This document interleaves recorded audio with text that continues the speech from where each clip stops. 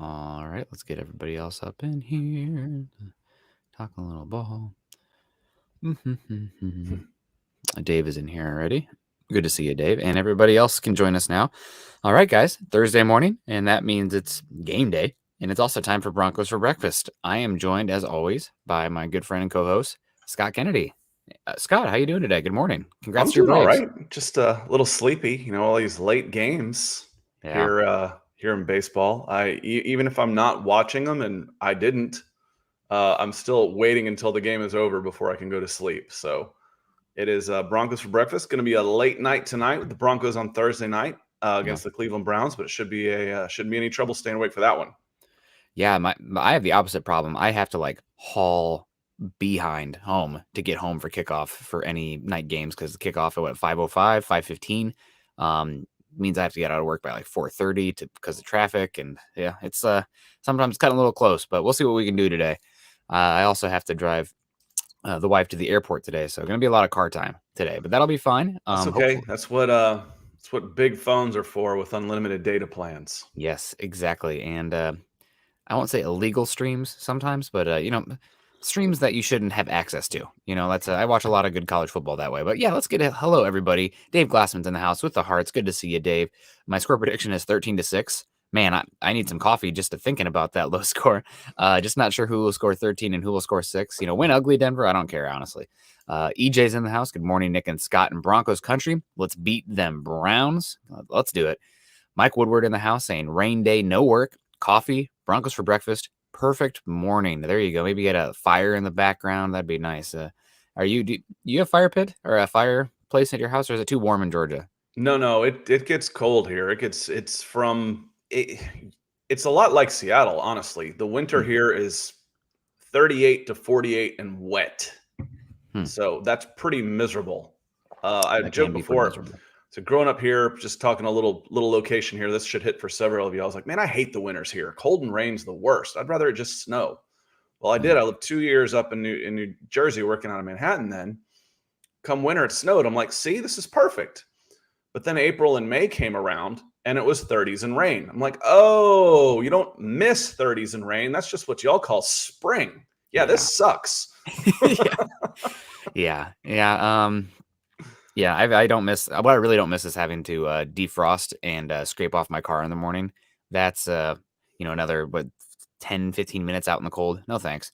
Not for me. But God, probably are you in an apartment? It's time to like grow up, dude. Get a house with a garage. It's I warm. have I have a house, but No, I'm property, kidding. I'm yeah, kidding. real estate is very hard to get in Seattle. So we got Peter Middleton in the house. Good to see you. Jeremy, Sean, morning boys, morning to you. Mike Woodward's morning, Jeremy. Everybody saying hello in here. Peter's coming in saying Nick and Scott, welcome from Cambodia. No car in time for me here. Tuk tuk time. You have to explain to me what tuk tuk time is, but that's hopefully everything is good.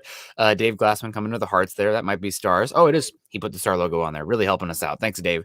You're a real one, man. That really helps us a lot. Yep, Peter as well. Peter. 365 days in the swimming pool here. And before this is all we're gonna talk about. Then I'm gonna be done. All right, Jeremy, I'm gonna take issue with this one. He said, I think it's so funny when a couple of inches of snow absolutely wrecks Atlanta. One, we're in summer tires. My wife and her California rear-wheel drive summer tires car got stuck in a flat driveway in snow when we moved. The driveway was flat and it got stuck. Two, it's not the snow here, it's the ice. The last big storm that got here was a big ice storm, and there were cars sliding sideways off the road and people ice skating around in cul-de-sacs. That's going to wreck anybody. And two, I've seen what rain does to California. I don't want to hear any crap about snow in Georgia. A little rain in California and everybody loses their mind. I can't do it. It's raining. So I don't hear any crap about snow in the South when y'all can't handle a sprinkle. Yeah, I think living in Seattle, the thing I figured out about the snow here is that why would you invest in the infrastructure for an event that maybe happens once every 3 years, right? Yep. So that's the big thing. Living in Iowa, I would go in 80 through a snowstorm. If it Literally, snows probably here, not we smart. shut down for a day and it's gone the next Yeah, day, yeah. unless So you get one of those big ice storms, which happens about every 5 to 10 years. yeah, exactly. But it is fun. My dog is afraid of snowmen too, so that's always a good time. Mike Woodward coming in. Morning, Jeremy. Always said that. CC in the house. Morning, fellas. Broncos country. Hope you're doing great. Jeremy also saying hello. What's up, everybody? CC saying can't say I don't treat myself to some illegal streams. Only for fishing. Make sure you get your fishing license. But other than that, or not for fishing. But all good. Travis Weber in the house, always supporting us with stars as well. Good morning to Travis. Travis is also a big Atlanta Braves fan, so congrats to you, Travis. Thinking of you and Scott last night. No congrats. There's no congrats. It's 3-1. This is the same as it was last year. That's true, but it's better than being 1-3. So good morning, Nick and Scott. Hope you have your fill of coffee. I have 2 here. I know Scott's always got the double fist in it there too. Go Broncos and go Braves. That's awesome. Peter coming in 365 days in a swimming pool here. Don't go pruning. Make sure you're good there. Miguel coming in. Good morning, fellas. Are you guys nervous as me for this game? I really hope we don't lose to a team more banged up than Denver. We'll get back to you real quick, Miguel, because that's going to be a good transition point. Chris, morning, everyone. Dom is in the house. Dom, it's been a second. Good to see you. Morning, fellas. Hope the Broncos can do something on offense tonight besides the point.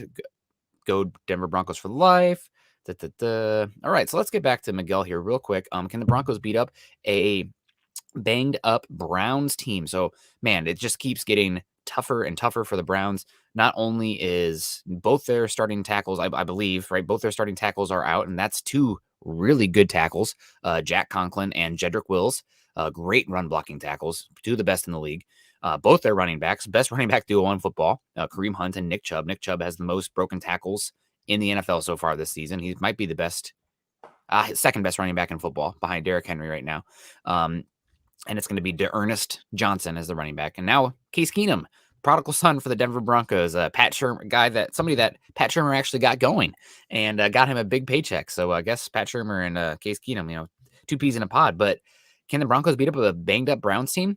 I'm going to, spoil it for you guys real quick. I'm not picking this Broncos team again the rest of the season until they show they want to be on the field. That game last week by the Raiders with the coachless Raiders team, absolutely tore my heart out because there was no excuse to go out there and look like they did and to look like they gave up. A lot of them looked like they gave up halfway through the third quarter. So even though, this is a banged up Browns team, I think that Browns team wants to be on the field. And I don't know if that's true for some of these Broncos right now. And that kills me. And I can't pick them. I can't pick them until they show they want to play. We're in the shame on me phase of this relationship, Nick. I think I said going to the Ravens. The Ravens weren't playing all that well. They looked pretty bad the week before. Broncos are coming 3-0. There we go. Next game, Steelers. Steelers hadn't looked all that good. It's time, home game. That one was in Pittsburgh. But what I do remember for sure was I picked the Broncos. Next one, coming home, playing against the Raiders. Team turmoil. Looked awful the week before. Picked against the a bad Bears team. Against a bad Bears team. Yeah. It looked terrible. They look terrible. No, I'm not to spoil the pick here that anybody cares, but I'm not picking the Broncos in this one because it's not all that banged up comparatively speaking is that defense. Yep. The Browns defense is the number 2 defense in the league right now, and the Broncos are having trouble scoring points. So my pick this week is take the under. I like the under on this one. I think I just looked it up and it was something around 40-41. Browns are a 2 or 3 point favorite, which is it's tight. It's almost a pick 'em. But my pick this week is take the under. Yeah, and I guessed it on a Browns show last night, and they asked me any betting lines that you think that people should be betting on for the game. Ernest Johnson, I think his line for rushing yards is 52.5. I said take the over on that because the Broncos are missing both their starting linebackers. I've not been super impressed with Justin Strnad, Micah Kiser. There's a reason he was available when he was, et cetera, et cetera. So I'm not sure what's going on also with the Broncos defensive line. Shelby Harris, will you please stand up? Where you been, buddy? Been solid, I guess, against the run, but for what he's getting paid, I mean, in pass downs especially, that's the money down. Haven't seen him. So I take the over on that, and also anything in regards to the Cleveland pass rush versus the Broncos offensive line and passing game, over. QB hits, pressures, sacks. I'm probably taking the over, and I wouldn't be surprised at all if in this game, I mean, did you said earlier, you're just busy this week, etc. But did you see Teddy Bridgewater's press conference yesterday? I haven't. I have not seen it, but I will because I'll look through that today. Okay, well, I mean, it doesn't even matter what he said. I mean, sure it does, but like what I'm getting to is he looked just totally wrecked I was physically gonna say, leaving the does he have his podium. glazed eyes, where he's just looks like a broken man? Is that what you're going for here? That I could predict that. Not emotionally broken, physically. He walked off it like he was a 80-year-old man off the podium. And now you're coming up against a team that has arguably the best defensive line in football, with Myles Garrett, Malik McDowell, and Jadeveon Clowney. They're playing great football. There in Cleveland. I think they're number one in the NFL in quarterback pressures. Now you have a more immobile Teddy Bridgewater who is hanging onto the ball a lot right now, and part of that is guys not getting open. Part of that is Teddy Bridgewater himself inviting that pressure.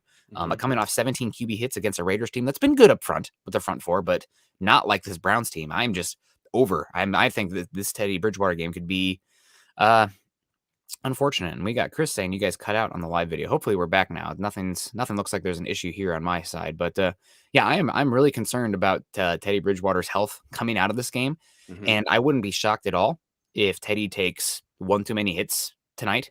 And we give some of the people what they want. And Drew Lock comes in and spells Teddy because that Browns defensive line is that good. Yeah, and I think, some of it is they say, give them what they want, but they don't want Lock under this coaching staff either. Yeah. It's like, okay, we got a half a Lock, and then we've got the chance to say, well, I remember that game, and I remember thinking this is almost sabotage what they did with Lock by abandoning completely the running game. The Ravens game. So Yeah. no matter what you feel about who should be the quarterback or not, I'm in agreement on that side that I don't really think it's going to matter with Drew Yeah. Lock playing for this coaching staff right now. He has, like I said, I don't think he's a very good quarterback, but I don't think we're ever going to find out for sure with absolute certainty under this coaching staff right now. I think they've given up for the most part on Drew Lock. But going to that question, Richard says, "Good morning." Richard says, "Who should start today, 3 or 5?" Honestly, I would probably do 5, given what I've seen physically beat up from Teddy Bridgewater. Like I'm concerned for Teddy's health and how much he hangs onto the ball. Like we can say what we want about Drew Lock. Drew Lock has actually been pretty good at avoiding sacks. Now, some of that is maybe he's not manipulating and maneuvering the pocket as much as he should. He's ducking his eyes and looking to get rid of the ball when he feels pressure. I mean, Drew Lock last year and even this season, under any sort of pressure, he has struggled. So that's an issue for sure. But I just think short week with how beat up Teddy is, I think you're going to need a little bit of athleticism and maybe even a spark to do some stuff. I know it's risky, but I think just as much as it is for Teddy's health as anything, I would probably lean Drew Lock, but I don't think Vic Fangio trusts Drew Lock with his life at all. So as long as Teddy has a functioning right arm, I think Vic Fangio will continue to pick Teddy Bridgewater. Yeah, if Teddy's anything less than 95%, I'd go Drew Lock for sure in this one. Yep. Against a banged up Teddy Bridgewater who's having trouble just moving around, questionable, coming off a concussion 2 weeks ago, all these things, and you're going to go against that defensive line? And not that I want to throw Drew Lock to the wolves. I'm just saying that Teddy's not at his best. And at his best, it's still not a huge upgrade. I mean, this is a fairly close competition. Teddy at best is what we've said is what you're going to get is average quarterback play. And that's about where he is. I think he's down to about 13th in quarterback ratings. And we said at the beginning of the year, he'll probably finish somewhere between 15 and 18. If you get that, that's a big step up in quarterback play. He's average. Yep. You haven't had average quarterback play the last several years. So average is a step up. But an average quarterback playing at less than 100% is all of a sudden below average. And now you're risking his health. Yep. No thanks. No thanks. Yeah, it is concerning. Thank you very much for the super, Richard. Hope things are well over there in Germany. We got Chris coming in here too saying, good morning, guys, out here in Breckenridge, beautiful Breckenridge, Colorado, on a birthday week. Happy birthday to you, Chris. Everyone in the chat, make sure you say happy birthday to Chris Chavez here. Seen that sad loss to the Raiders, but my faith is well alive for this Broncos team to win. There we go. Some positive energy in there. That's almost as good as a double shot of espresso in the morning. A must bounce back win. Go Broncos. And this is a team that is 3-3. And I know that everybody's kind of it's not just the Broncos are on a 3-game losing streak, but it's like how they've lost as well, right? Like it's the context. Yeah, it's not like these have been fluky. No, a ball bounced this way, a call goes this way, and things are completely different. They've been bad. The Steelers game, I think, was a little fluky. I think they could have beaten. They shot themselves in the foot multiple times in that Steelers game. I think they had a chance in that one. That was as self-inflicted as it was being It beaten. was, but is that still a performance that you were expecting from against Pittsburgh? Do you think No, no, they, yeah, it they do you think they disappointing. played fairly well and just lost to the better team that day? No, nope, totally. That was a team. I mean, giving up how bad that offense has looked. I know everybody, a lot of people on Twitter and social media right now are getting at the media like, how are you not treating Teddy and Locke the same? I've been pretty critical of Teddy the last 3 weeks because I'm just looking at the data, and he's been a bottom 5 quarterback the last 3 weeks in a lot of metrics. That's not going to get it done. But we expected Teddy to be up and down, and I expected massive regression from the first 3 weeks. He wasn't going to Mhm. finish the season as the No. best CPOE, the best Yeah, and EPA he per was play never gonna be quarterback. top 5. No. Like I said, 15 to 18, he's Yep. average. He's an average quarterback. Yep. That should be where he finishes, which is a big step up from 32, Yep. 30, 32, where you were over the course of last year. So yes, and for me, well, I wasn't here. I wasn't giving Yeah. Drew Lock hell last year.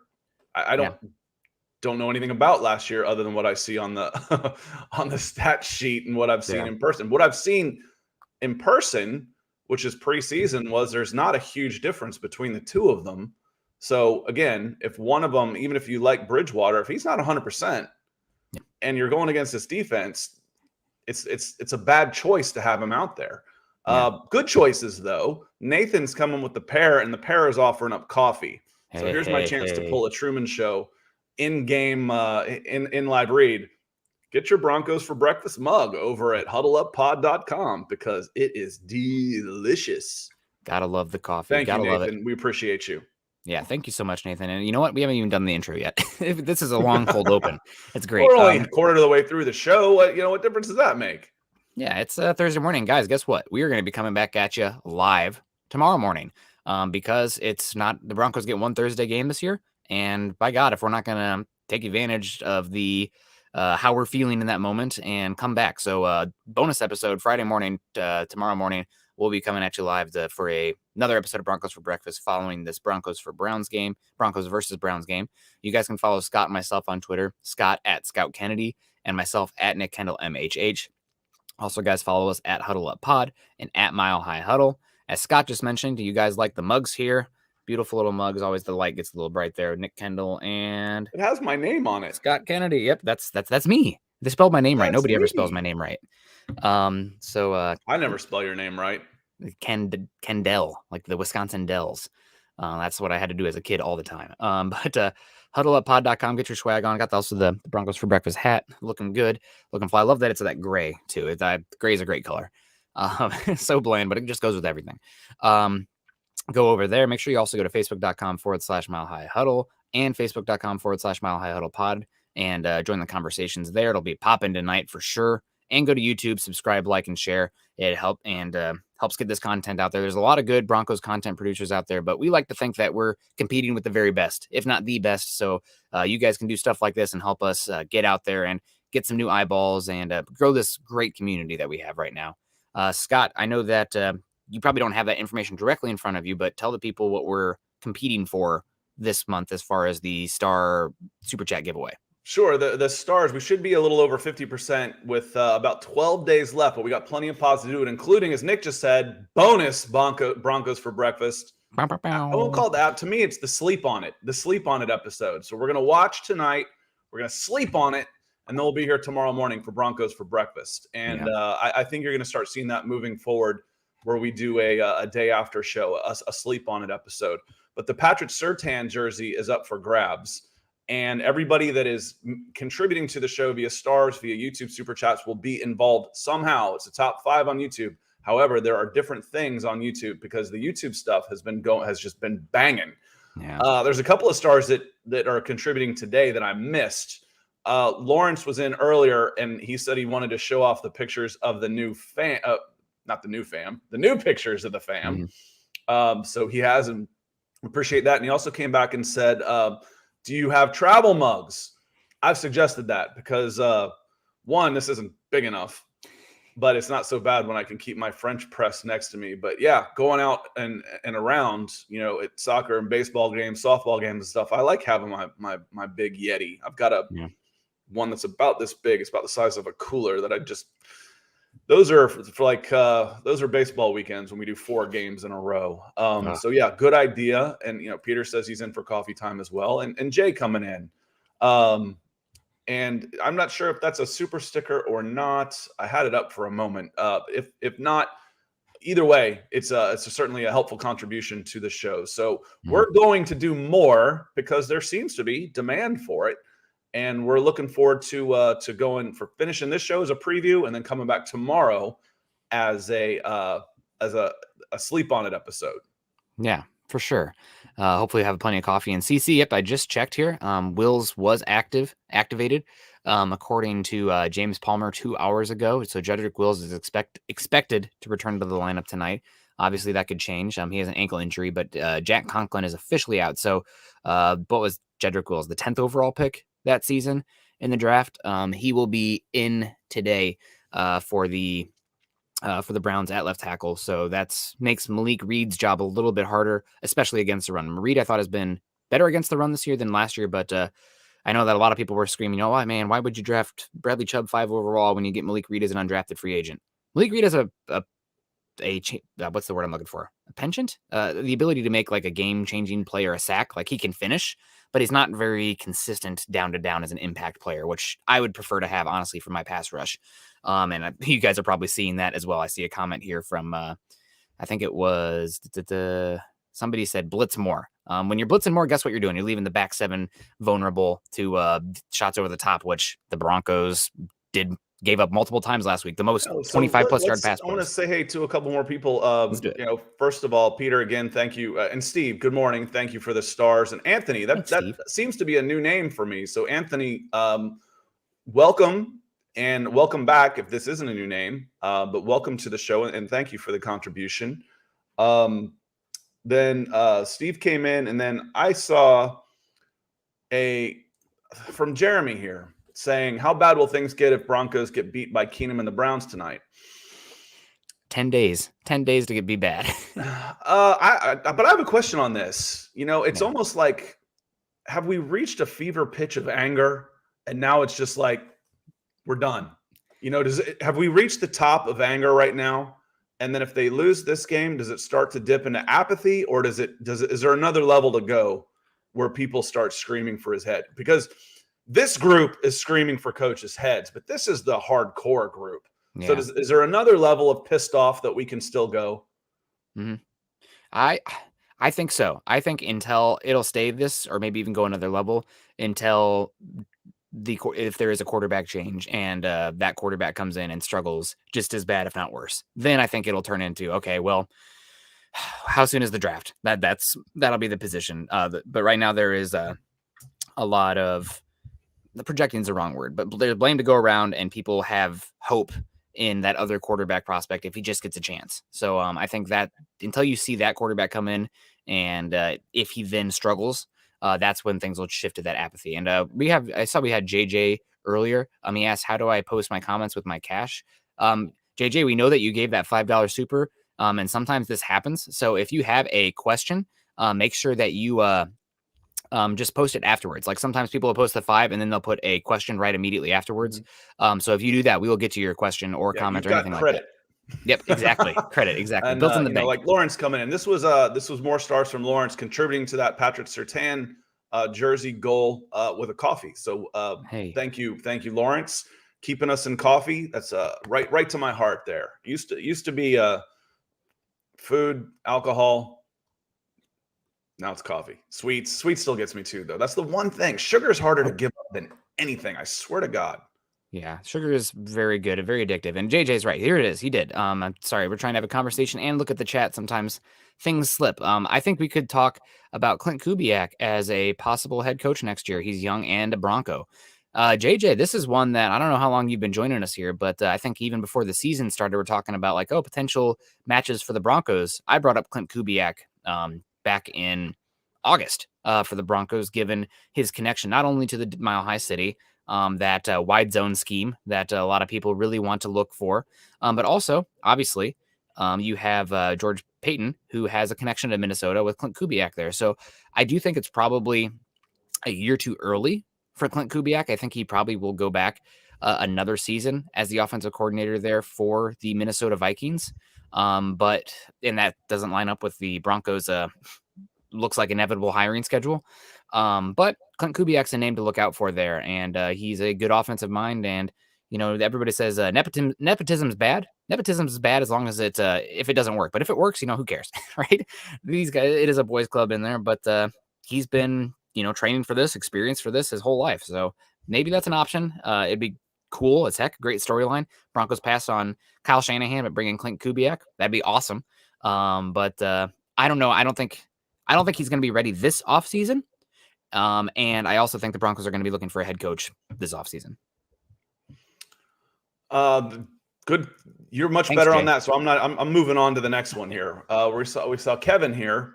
Kevin, I'm not sure how to pronounce your last name, so I don't want to butcher that one. If that might be a V. So help me out phonetically on that one. He says, no Drew Lock fan here, but do you all see him being the starter if Teddy keeps playing bad? I think one of two things have to happen. It's not just the level of play for the last 3 games, because statistically speaking, it hasn't been as bad as what we've seen from Lock in the past. But skip that. So one of two things has to happen. Either his injuries have to become debilitating, or the coach, there needs to be a coaching change. And even if you've got an interim come in for to see out the second half of the season, then you've got a fresh start. Then you've got a guy that's a part-timer who can start, hey, your job here is to build for the future. We're going to give you a nice payoff. Start the young players, build them up, et cetera, et cetera. That could happen with this coaching staff right now. As long as Teddy is able to go out there, I think you're going to keep seeing Teddy Bridgewater. Yeah, I don't think Vic Fangio likes Drew Lock. I don't think Vic Fangio trusts Drew Lock. I think that goes beyond the play on the field. The play on the field is probably the biggest factor, but like last year with the whole lying to the league thing and the cover-up with the trackers, that really apparently really ticked off Fangio. So I don't think there's any trust or love there between those guys. And also, I don't think there's much trust or love between Locke and Shermer as well. I mean, we saw it when Locke came out in that Ravens game. Bad situation. You're 100% right in that, Scott. I mean, that was a no-win situation, but the first play, and I think Locke takes a sack, and they pan over and show Shermer, who's like hands are on his knees, and he just looks like he's trying to pass a kidney stone. Like, just like, oh my God, here we go. I mean, so what was your reaction? Your reaction is you're going to stop running the ball? Well, fine. Yeah. You want Drew Lock? We'll show you Drew Lock. We're just going to drop back in a shotgun 4 wide, and we're just going to throw every time. Yep. We're just going to throw every time.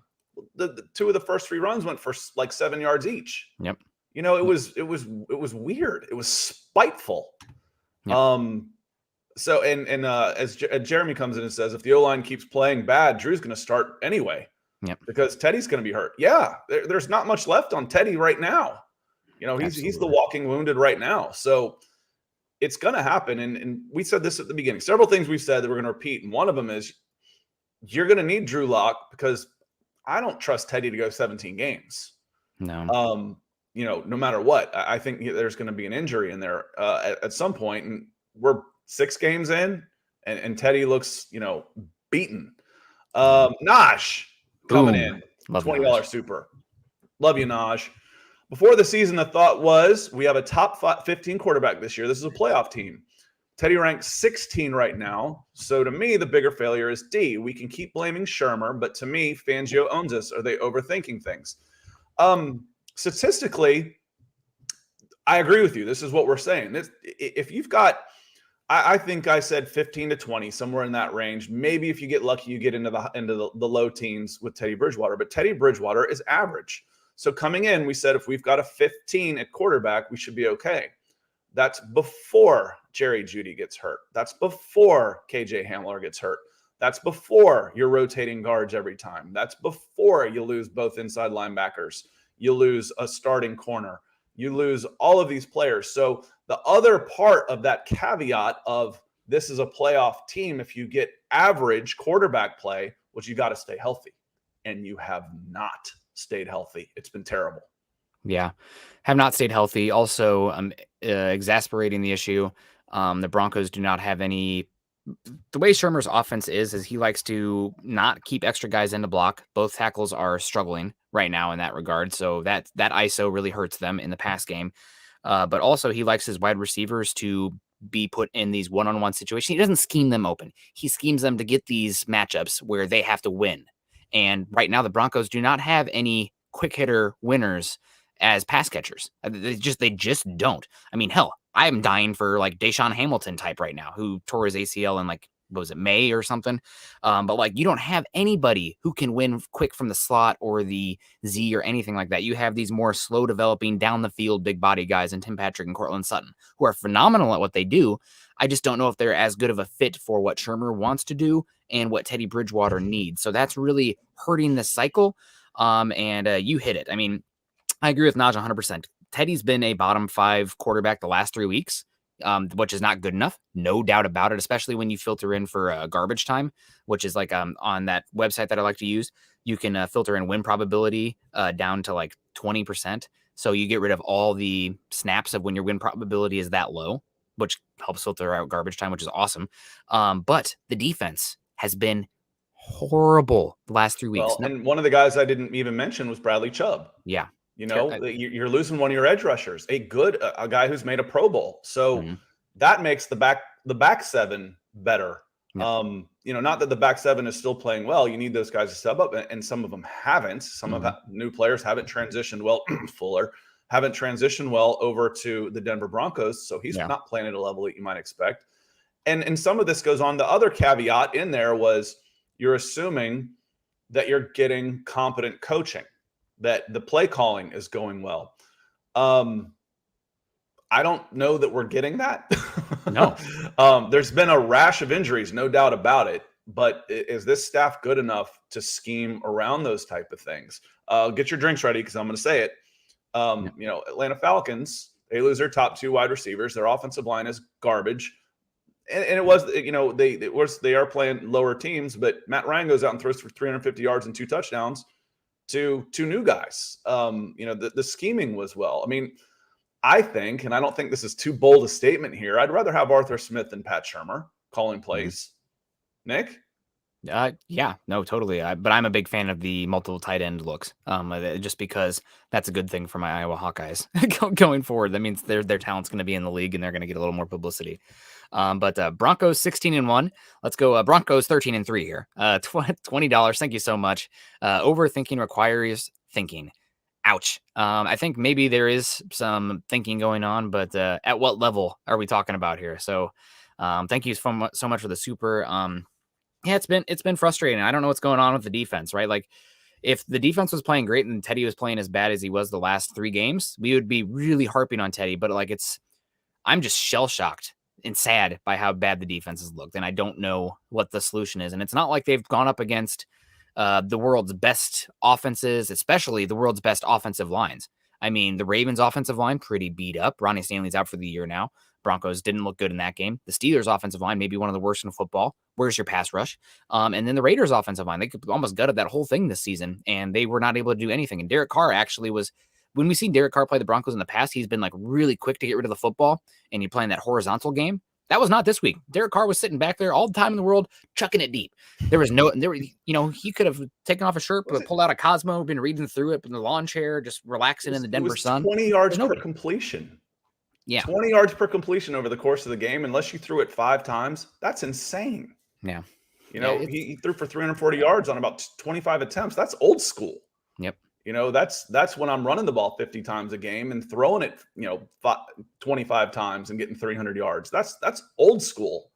That doesn't happen anymore. No. Love the comment here. Overthinking requires thinking. A follow-up from Big E Broncos. Scott, you hit the nail on the head during the Baltimore game. They set you up to fail because Vic Fangio and Pat Shermer wants to be right about Teddy Bridgewater. I'm going to change that just a little bit because I think we have been right about Teddy Bridgewater. We've gotten pretty much, maybe even a little better than what we were expecting early on. So I think Teddy's actually played a little better than I might expect over the course of the entire season. He's around 13th in efficiency, protected the ball fairly well, had an off game, gives away the ball 4 times, which skews, but up until that, he hadn't given the ball away in the first 3, et cetera, et cetera. His first 3 touchdown passing game ever. Well, for me, it's wants to be right. Vic Fangio and Pat Shurmur wanted to be right about Drew Lock. I think we have been right about Teddy Bridgewater. He's an average quarterback in this league at best. Yep. That's where he is. Yep. But when you come in and you don't give your next quarterback a chance to succeed, that's not about Teddy. To me, that one was about Drew Lock. Yeah, and I don't know if the Vic Fangio and Pat Shurmur are so spiteful that they would set up Drew Lock to fail for themselves to then be fired. Right? Like these guys want to keep their job. Yeah, are you incompetent or are you immoral? Pick one. Yeah. Which one of these have? Because that's what I saw. Either you don't know what you're doing, or you were that spiteful, which is unprofessional. Yeah. So which one? And again, we're not in there the whole time. Well, we couldn't run the ball. Both our running backs were nursing hamstring injuries that we didn't want to go public with. I don't know for sure, but I'll tell you what it looks like from the outside for sure. And I actually wanted to ask you something real quick here. If there's a super anything, but we can get to that as well. But there's just one more in here talking about the defensive backfield from Peter. Let's get it. Saying that the highest defensive backs in the league, highest paid defensive backs in the league. Really? I'm with you on that one. I'm about tired of seeing Justin Simmons undercut a ball that goes over his head. I've got sympathy for corners in one-on-one situations. The way the league is playing now, you're hardly allowed to jam them. You can't put your hands on guys. You've got to have safety help on a deep ball. And he's been nowhere to be found in some of these big plays. I mean, 20 yards per completion, that's on your safeties. That's why they're called safeties, to prevent those type of things. And right now they're not good enough. Maybe a little bit of the pass rush as well, right? You can only get those for big sure. yards. Again, going back to the Bradley Chubb talk, the best defensive back in the world is a quarterback on his butt. That hasn't been happening enough. Not at all. Not at all. I mean, Draymond and Vaughn, I think, have been okay. They're not super consistent. And I do wonder if Vaughn, and we've talked about already, is not the best scheme fit player for this, given how disciplined Fangio wants from his pass rushers, right? You can't be freelancing with your gap assignment. You can't go too far around. You have to go through that defensive or offensive lineman sometimes. But something I wanted to get to here, and I've been thinking about this not only with, you said Braves earlier, I'll say Hawkeyes now, both the Broncos and my Hawkeyes. There's almost a certain level of drink. Yeah, get your coffee. A certain level of arrogance when it comes to the coaches and the scheme. Our scheme is our scheme, and we're going to run our scheme no matter what. When really, football is a game. Schemes matter, no doubt, but it's a player's game. And when you have star players, you know what you need to do to your scheme? You need to adjust.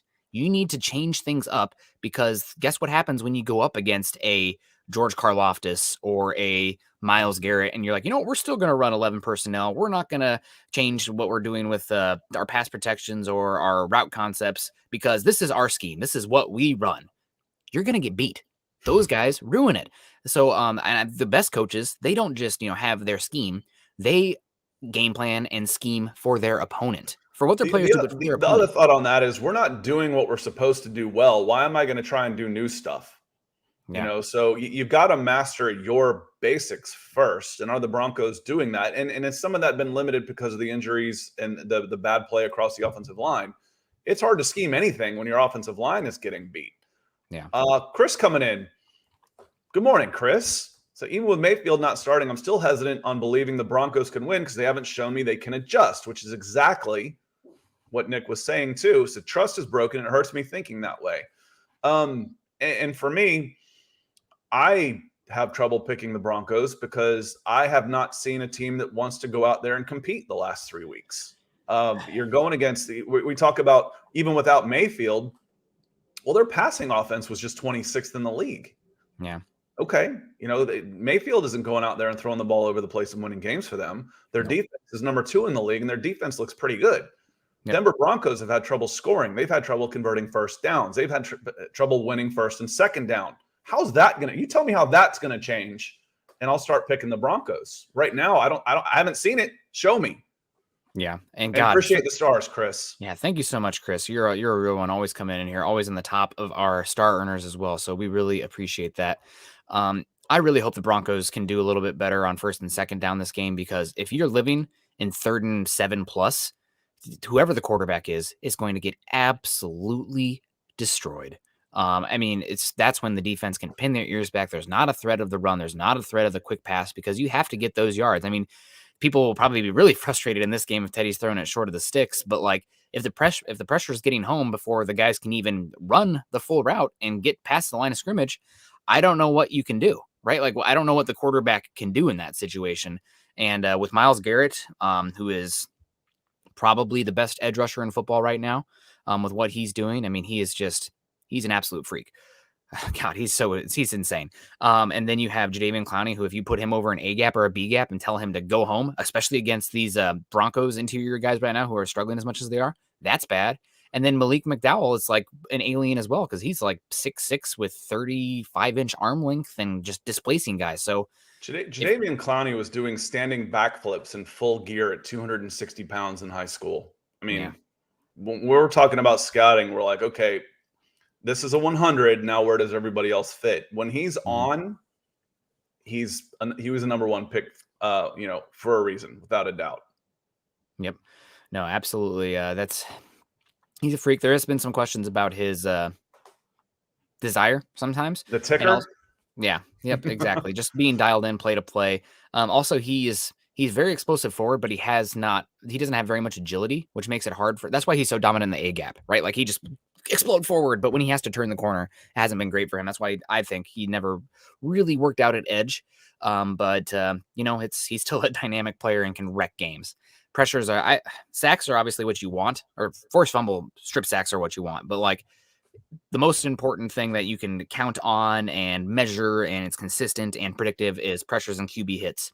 I think we had Brandon Staley just go on a diatribe about that a couple weeks ago. Just put that guy every press conference on live stream or gold records, man.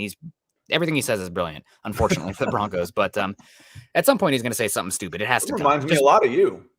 Oh, man, no. He's much more to the point. I will dance around the point like a insect in the toilet that you're flushing down. We'll finally get there. I'm going to try and get mine in a tweet. Exactly. Yeah. 240 characters. Sometimes it's hard. Nathan coming in here again. Nathan, thank you so much. He says, if the Broncos become sellers and trade Vaughn, what do you expect in return, and which team would benefit the most from acquiring him? Scott and I think, differ a little bit on this. And I think Scott's perspective is probably better than mine, even though I'm not changing my opinion, where he's talking about the locker room human element of getting rid of a guy like Vaughn and what the ramifications of that are. I say, if you can get a 3rd-round pick for Vaughn, I do it. I think this team, if you lose these next 2 games, you already know the head coach is changing here. If I'm Peyton, I am looking to acquire all the draft capital I can, and also looking to shed some salary, which this would do both, and really start thinking towards 2020. Guys, you're going to hate me for this. 2023. Which is probably the next cycle where you have to build back up for this team. So if I can get a 3 for Vaughn, I would do it. What teams would be looking for a type like Von Miller? You got to think about the contenders right now, specifically in the NFC. I think the Packers would be a team. That was the first name that came to mind for some reason for me. It was Green Bay. Well, they lost Zadarius Smith, right? He's injured for the year. They run that 3-4 also, and it's the same 3-4 as the Broncos run in theory. So they can get after it. So that's a team that I think would be interested in acquiring him. I know that this team has Randy Gregory's been playing amazing. They still have Lawrence out there, not Dexter Lawrence, whoever Lawrence is for the Cowboys. But Vaughn has always been a big Cowboy guy. So sending him to Dallas, I think, would be not only a hat tip to. I mean, not only, but it would be a big hat tip to Von Miller as well, saying we're sending you a place that you want to go. That's actually a good team right now. Would be really interesting, because then you have Dallas like right around the corner after the trade deadline. So you'd be trading him like almost right before he plays you. But that's one that sticks out to me. And then maybe also the Buccaneers, right? That's another team that is pairing back up with Shaq Barrett. I think Jason Pierre-Paul is injured right now also, and getting a chance to go out there and compete with them would be pretty good. So any NFC contender, I think, would be interesting. Maybe even the Rams. I mean, getting a chance to go play with, they don't have any 1st-round picks, but they don't give a crap about picks, right? That's what the Rams have shown. So any NFC contender would be interesting for me. And my thoughts on this were you need Vaughn to get on board with the PR scheme on this. You need Vaughn to say, hey, I loved being here, but I'm coming to the end of my career and I want to win. And you need the PR to come out and say, we want to do right by Vaughn. We know we're a better team with Vaughn, but but Vaughn wants to finish his career with a playoff run. Otherwise, if it gets out that you're shopping Vaughn, and he's not involved with it, then Peyton's got a problem. Then George Payton's got a problem. And he's getting a free pass this year because this isn't his coaching staff. That still shocks me, honestly. You've got two teams coming, a coach coming off of back-to-back losing seasons and a new general manager. They're gone. That's what happens 9 out of 10 times. Yeah. This is the 10th. So he's getting a free pass this year. But if you come in and you're the guy who is shopping Vaughn, again, everybody drinks. I'm going to say Falcons. Julio Jones is beloved in Atlanta. Beloved. It's one of maybe the greatest Atlanta Falcon of all time. You've got a new general manager coming in from the New Orleans Saints. That's a very underrated rivalry. We can get into that later. And all of a sudden you hear that you're shopping Julio Jones. You got a problem. Well, it comes out Julio asked for a trade. And it's like, okay, then you're okay. You get a second round for Julio. Julio's gone. Now people, honestly, they start turning on Julio Jones a little bit. So if you're George Payton, you need Vaughn to get on board with this. And you need Vaughn to say, everybody, we're going to do right by Vaughn. We want him. We want to. He's been a great Bronco, and that's the PR side of things. You can't just let it go. Hey, we want to try and get what we can for this old guy who's not performing. That ain't going to fly. Yeah, and Charlie Beagle. Good morning to you, Charlie. Charlie always makes me laugh, man. He is such a curmudgeon. It warms my heart, honestly. Geez, if Vaughn says he wants to go somewhere where he can win, that's like the ultimate indictment of this team. I mean, I think we're going to unfortunately probably see that this offseason. Unless the Broncos trade for Aaron Rodgers, which I think that candle's wick is at its very end for that. I don't think I would not. No, you need to win 10 games if you've got any shot at Aaron Rodgers right now. Yeah, I think, I don't know if that's happening. Vaughn deserves an opportunity to choose where he wants if he stays or goes. I think it's probably inevitable that Vaughn ends up somewhere else next year, given this team's wheels are falling off, and Vaughn's going to want a chance to play. And it's unfortunate, but like that's the league, right? Like how many guys are actually players for the same organization for life? If Tom Brady isn't, then how could any player, right? Like that's crazy to me. DeMarcus Ware wasn't, and we capitalized on that. It honestly would be universal karmatic justice if Vaughn went somewhere and finished off his career, maybe even the Cowboys, and did great for them, just like DeMarcus Ware did for us. He's still going to go into the Hall of Fame as a Bronco. For sure. But Lawrence says Vaughn said he wants to retire Bronco. I think he will if he doesn't get a contract. I don't. I mean, he'll retire as a Bronco. They may do something like sign him to a one-day contract, and he'll go into the Hall of Fame as a Bronco. Yep. But if he doesn't get a contract offer he likes, and if he doesn't like the direction of this team, he's playing somewhere else next year. So that goes back to, well, can you trade him and get something for him this year? You can, but it has to be handled delicately, or George Payton's got a problem. Yeah, no, that's I agree with you. And also, you look at pay attention to what guys do rather than what they say. And this offseason, you had the Broncos very publicly pursuing Leonard Floyd. And Leonard Floyd's contract value went way up, and the Broncos backed out. And then they picked up Von Miller's option after that. But that's number one. Look like you might want to move on from Von Miller, from Peyton in this current regime. And then you in the draft, Broncos apparently trying to trade up to pick 20 overall or somewhere up there to get Jalen Phillips, who's now an edge rusher for the Miami Dolphins. And didn't happen again, but that's one where no way. Yeah, I know. I liked Phillips as well, but I really liked Owe also. I don't trust Hurricanes anymore. Yeah, not since the 80s. I'm kidding. But I like Gregory Rousseau looks awesome for the Bills. He looks really good. Yeah. If you checked him out at all. But yeah, no, I think if this Broncos team loses another 2 games, the only people right now that should be safe are people that you have in your plans for 2023 and beyond. Everyone else available for the right price. And the thing is you've got a lot of guys that are on the right price, but who can? This might be a good building the Broncos. We'll see how things go. We're gonna have 10 days next week where we do a building the Broncos episode on who contractually makes sense that you could move, that is also playing at a high enough level that you could get something decent in return for. Now, the flip side of that is win this one, you're sitting at 4-3 and you got some momentum. Now you're not sellers at all. Nope, absolutely. So a lot rides on this game. And honestly, if this it's kind of like the Raiders game last week, the Broncos have absolutely no reason on paper that they should lose this game with how injured the Browns are. But the big one to me right now is on paper, the Browns defense is top of the league. Yeah. And the Broncos offense is bad. Mm-hmm. That's never a sure thing. Nope. Ever. Nope. So, I mean, not that there ever is, but you know what I mean? It's like, yeah. I can't look and say, well, even though they're beat up, their defense is good enough to keep them in this game, period. So you're at home Thursday night. We'll see. We'll see. Yep. And I see some comments here about trading Justin Simmons. We talked about maybe going in the contracts and guys that could be traded. Simmons is one that can't because of his contract. If he's getting traded, it is going to be 2-3 years down the road.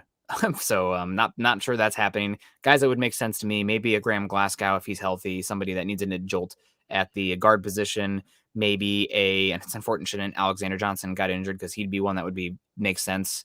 You could see somebody like both Bryce Callahan and Fuller would make a lot of sense as well. Maybe if somebody offers you a 2, this is crazy. I think right now I would want more for Tim Patrick in a trade than I would for Von Miller.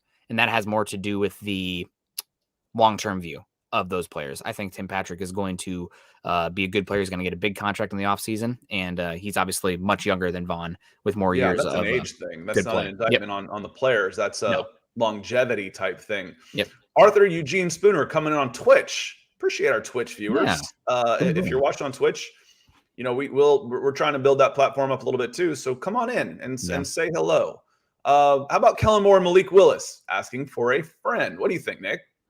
That would be really interesting. I think if you are doing Malik Willis, I would be maybe more interested in Greg Roman, who tailored that amazing offense for Lamar Jackson there in Baltimore. But I think somebody like that is interesting to me. I like Malik Willis. He's a lot of fun. He's been playing bad football the last 3 weeks. Maybe him and Teddy Bridgewater share something in the universe. But he's got little pocket awareness right now, a little bit erratic with the arm, and he's going to need at least a year on the bench as a player as he transitions to the NFL. Matt Corral might as well, running that almost purely RPO wide look there, not operating a drop back offense, which we're seeing right now with Zach Wilson. Can lead to some struggles your rookie season. So I would be interested in it. But you have to have the perspective that this is about, honestly, with Malik Willis, you're thinking much more about 2024 before you're really coming here we are as a team. And I don't know, I guess take a shot. He's not somebody I'd be willing to take in the top 15, but the back end of the first round to get that 5th year of control and take honest to God, it's just a lottery ticket at that point. It's like the Paxton Lynch thing where it's like, okay, we invested a first-round pick, but it's a late first-round pick. If there's somebody we like just as much or more next year, swing again. God bless it. There's no reason to not swing again. But especially financially on top of that. Yep. Financially, it's not crippling if you're drafting the 2 guys, in the back end. This is a good draft class for quarterbacks to trade down, and acquire. If you're, say the wheels come off and there's 6-11, 5-12, and you want to come from 9 and drop back to 17 or 18, that's when you might want to get your quarterback. You might be able to pick up at least a second rounder, maybe another first rounder out of it. And, from the very beginning during this quarterback competition, we said all along, if Teddy wins this job, you've got a new quarterback in 2023. I still believe that. Believe it. And I think even like in this class, because there is some quantity, maybe not quality, in the top, half of the quarterback prospects, I wouldn't be against taking one in the second round. That's like the 5th or 6th quarterback taken, because I don't know how much of a difference there is between the 6th and the first quarterback. I've said that forever. We said before, it's like I'd rather have 30, 31, and 32 than 15 when I'm drafting. I got a better chance that way. Yeah, it depends. Like last year, give me Trevor Lawrence. Right. I mean, there's exceptions, obviously. So we're speaking guidelines here. And Lawrence, appreciate you. You've been coming in with stars all day long. So Yeah, thank thank you you. very much. I'm looking forward to seeing the update tonight on the percentage, because you've been a big contributor to knocking that percentage towards goal up. Going back to the Vaughn talks, that I don't think the Broncos would give up their biggest selling point. It's basically Vaughn versus the other quarterback when they're showing the beginning of games. He's the face of the franchise. Hmm. Von Miller's the face of the franchise right now. And that Yep. goes back to what we were talking about. You can't get rid of the face of the franchise, a beloved member of your team, without his sign off, without him Yep. help us. You got to help us out here. You want to move. We could use, we're going to be rebuilding. The season's lost for us. These are conversations you have behind the doors. Nobody will ever say this publicly. Yeah. We need to rebuild. You want to move.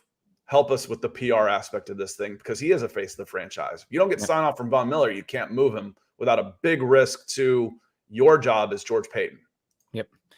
Agreed. It sucks that we're in this conversation to have this, but these are the tough conversations that you have to have when your team is going nowhere fast. And if the Broncos win tonight, guess what? I mean, we're talking about maybe trading a 5th-round pick for a linebacker to come in and start and help you out. So it could be really interesting to see what happens there. A fork in the road, if you will, in tonight's game. So, man, I don't know. Before we get on out of here, because we don't have very much time left, we do have to talk predictions for this game. Like I said earlier, this is unfortunate, and you pretty much said what I was feeling without contextualizing it, but this team has burned me multiple times the last few weeks. I thought the Ravens game would be tough. That one's fine. They lost it. But the Steelers game, they had no business losing. They shot themselves in the foot multiple times. And then to go out there and look like they did versus the Raiders, if they don't want to be on the field, and it's probably not true for all of them, but with how they looked, if you don't want to be on the field and they're giving up plays and not buying into the scheme and not buying into each other, then how am I going to buy into you guys? So I'm going to take the Browns to win this one, even though they are injured. I think that we didn't even talk about it. We were talking about them before the show, but last week the Broncos really struggled in those deep balls, the 50-50 jump balls, and somebody who was amazing last week, better than Odell Beckham Jr. has been for that Browns team, Donovan Peoples-Jones, former 5-star recruit, a world-class leaper. I think he set records for broad and vertical jump, or was in like the 99th percentile at the combine. Not the most dynamic route runner or like explosive forward, but like leaping above the rim. He's essentially a basketball player out there. And the Broncos struggled with that in this game. So I'm expecting some deep shots dialed up for Donovan Peoples-Jones when he's isolated against a cornerback and saying, Justin Simmons, we don't think you're going to get there. Ronald Darby, we don't think you can play the ball and beat Donovan Peoples-Jones down the field. So and on top of that, with the run game, even though both running backs are out, running backs don't matter. It's about the offensive line, folks. I think it is going to be the Browns winning this game. I'm going to go the Browns winning this one unfortunately, pretty decisively. I'm going to go Browns 30-17. Wow, that's a lot of points, dude. That That's Broncos, the over. they're burning me, man. I am leaning totally the opposite way. And Nick's going with the over on this one, and for the Browns to cover. And Nathan says, with all the injuries on both sides and the chance of rain, I think tonight's a defensive field position field goal battle. Denver 9-6 as he comes in with another super. Now, for me, again, getting burned as a Cleveland-born, lifelong Atlantan, I'm used to getting burned. I just again, it's a show me. We're in the fool me, shame on me stage of this relationship this season. 3 games in a row, Denver really has failed to play their best game. And as beat up as Cleveland is, the defense is still in pretty good shape. The defense still looks pretty good. So I think defense and special teams at home will be enough for Cleveland to get this win, because you can turn turnovers. So you've got a defensive advantage, you got a special teams advantage, you got the home field advantage. I like those marks right now. I think this team will play with a little bit more heart than I've seen out of the Denver Broncos, and I would love to be wrong on this, because I would see the Denver Broncos take their best shot. That's what's so frustrating when watching these. It's like, guys, if you don't care, why should I? Yeah, I mean, again, maybe they will rally behind the closed doors and rally around each other after that game against the Raiders. But like, there was coming off a 2-game losing streak, coming home with the Mike Shanahan thing against the Raiders, who embarrassed you twice last year, and you come out and look like that. They're gonna have to prove me. They're gonna have to prove it to me before I buy back in. And I appreciate Leo all day today. Been hyping the Broncos, talking about Vaughn for Bronco for life, and he's supporting this team. I love you for it, Leo. I am very much jaded at this point after getting my hopes up and just getting blasted 2 of the last 3 weeks. The Baltimore game, is what it is. But we got Broncos by 3 from Lawrence Rivera, 17-14. That would be amazing. Going I with want to the see. over. Yeah, is that over? The under. I'm sorry, going with the Okay. under. I was reading another comment from because I agree with this one on Jeremy. How dumb was it not protecting Avery Williamson on the 53? I'm with you on that one, Jeremy. I think my understanding is that was a requested by Avery Williamson. So it would have Again, been. requested why? Because you're on the practice squad and we don't have room for you? I think he thought that there wasn't a path to play, and he was Exactly. So give behind him Micah one. Kaiser. Yeah, but yeah. If you're gonna bring Brett Rippon to the 53 as your third quarterback, you can't find a guy that gets 100 tackles in his sleep? Come on. Yeah, maybe he felt the vibes in the Denver locker room right now, and he's like, And you know what, I want that could no be it part as of this. well. It could be it as well. So yeah, it's unfortunate, but hopefully the Broncos. But before we get on out here, so I said 30-17 Browns. What did you say? You said the under. I'm in the 20-13 camp. Okay. So I like the under somewhere in there, 17-13, 20-13. I like the Browns in the under in this one. Okay, and just one more thing Oh, before that on was here. the one I wanted to say when I saw the 9-6. More points in this game or Game 6, Bo Sox Astros? Oh man, I'm gonna say more points in this game. Probably a little safer to do that. Close. So before we get on out of here, I want to ask you 2 questions that I like to ask, and a lot of times I ask it on the Saturday shows with Luke, but this is the show before. The Broncos win if key factor. The Broncos win if they shut down the rushing attack of the Browns and force Case Keenum to beat them through the air. Okay. So you've given up a bunch of big plays.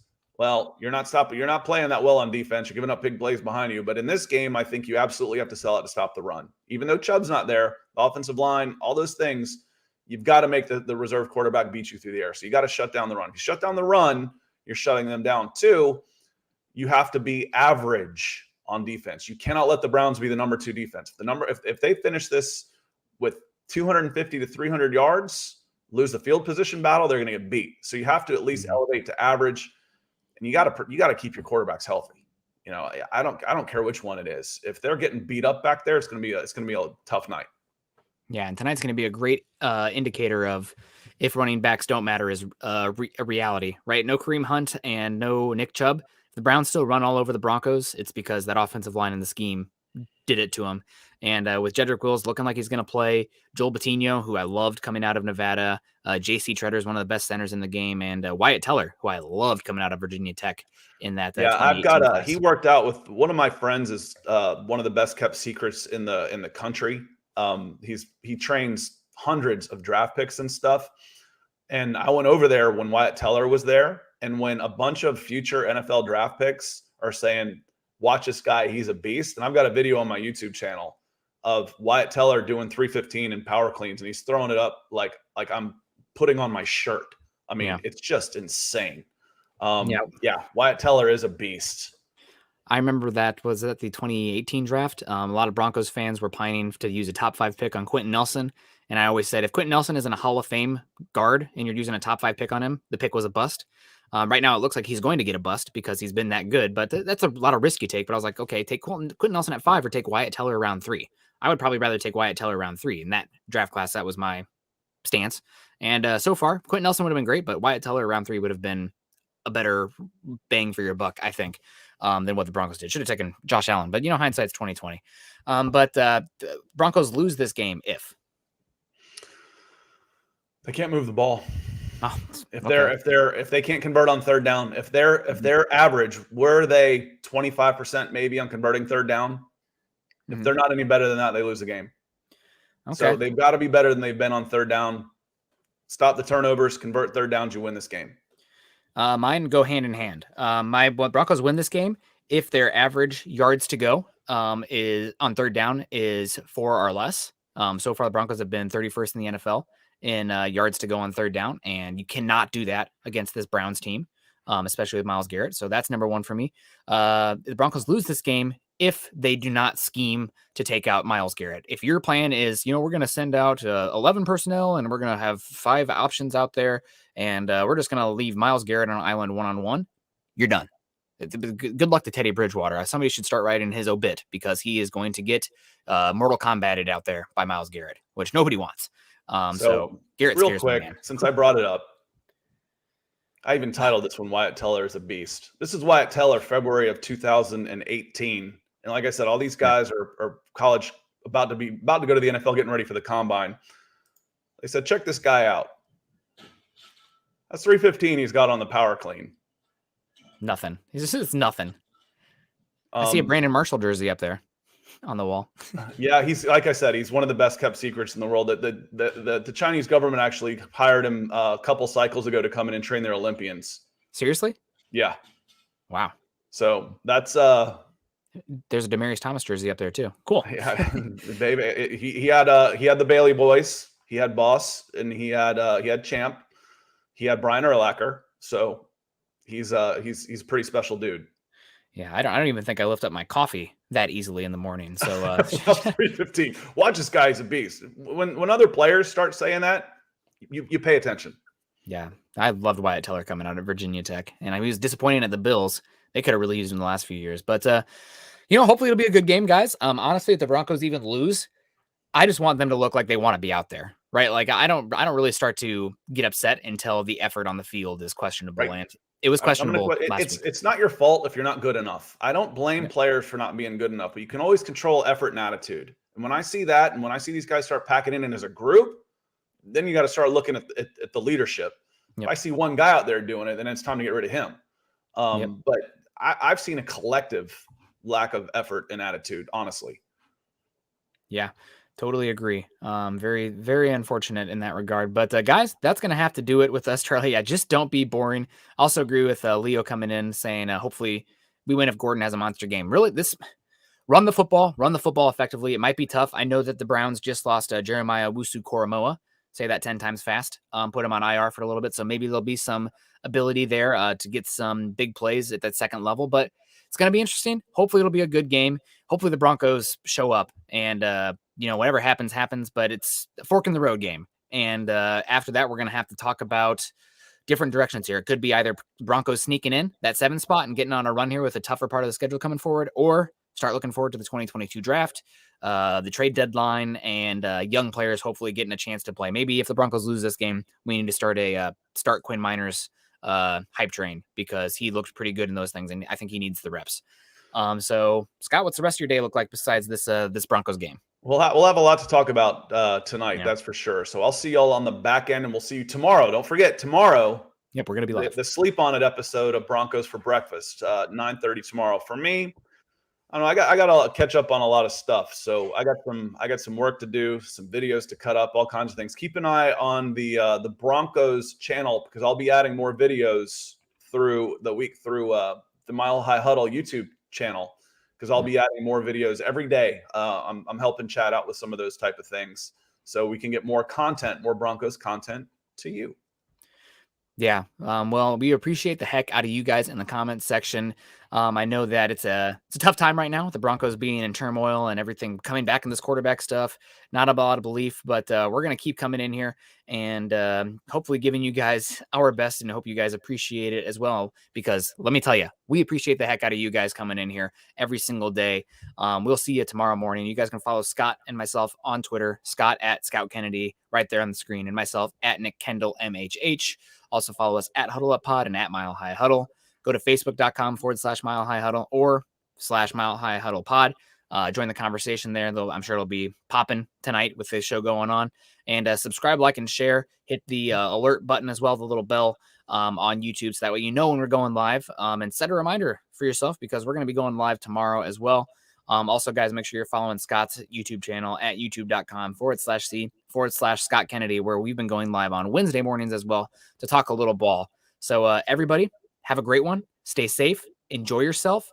And we will see you tomorrow morning, hopefully talking about a win. But if not, I'll bring the coffee. Everyone have a good one. We'll see you later. Go Broncos.